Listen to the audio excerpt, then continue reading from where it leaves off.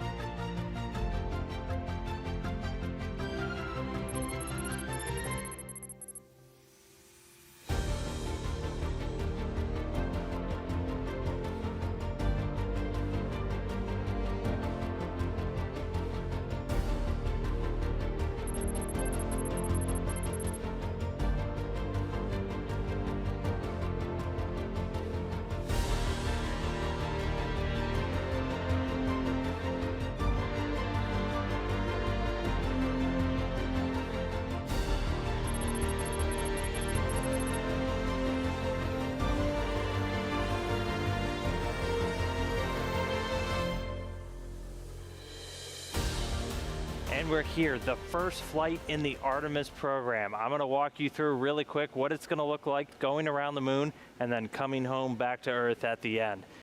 So at this point, we've gone along our path, we've made it to the moon, and now we're about to dip in as close as we'll get for the entire mission on this outbound powered flyby.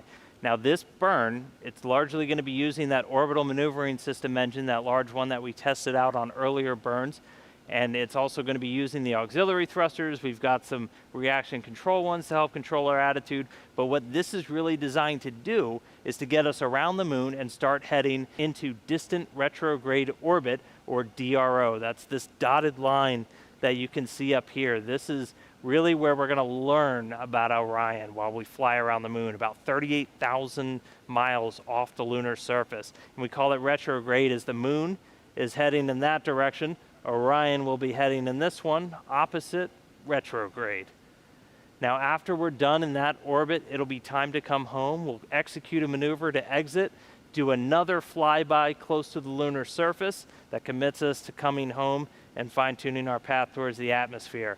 We'll make any correction burns on our way back as necessary before it's time to re-enter the atmosphere. Now before that can happen, we'll have a spacecraft separation event. The service module, its job is done. It breaks away, ends up burning up in the atmosphere after carrying Orion to the moon and back.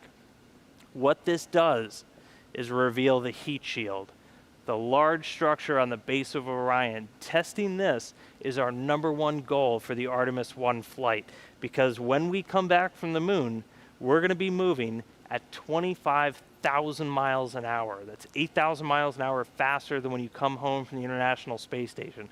And what that's going to cause is this to heat up to about 5,000 degrees Fahrenheit. That's half the temperature if you were standing on the surface of the sun. So things will be very hot, but that heat shield does its job to protect the Orion capsule, which will be bringing our astronauts home at the end of these future missions. After we're through that fiery re-entry, parachutes deploy, Orion splashes down in the ocean. We'll have a U.S. Navy ship standing by with recovery personnel to pick Orion up out of the water and bring it in to the first flight in the Artemis program. The Artemis 1 mission continues with these upcoming operations.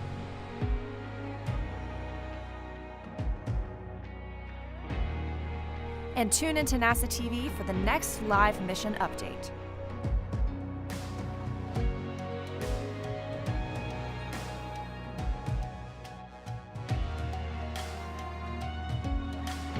For more on the science of the mission and resources for students and educators, head to stem.nasa.gov/Artemis. Follow the mission online on Facebook, Instagram, and Twitter. And get the latest updates from the Artemis blog at blogs.nasa.gov/Artemis.